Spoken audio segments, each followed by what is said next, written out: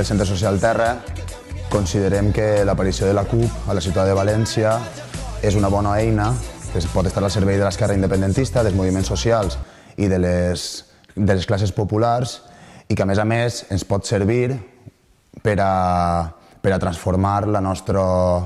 realitat més immediata i la nostra realitat més quotidiana. És per això que des de l'Assemblea del Centre Social Terra donem la benvinguda a Alternativa per València CUP.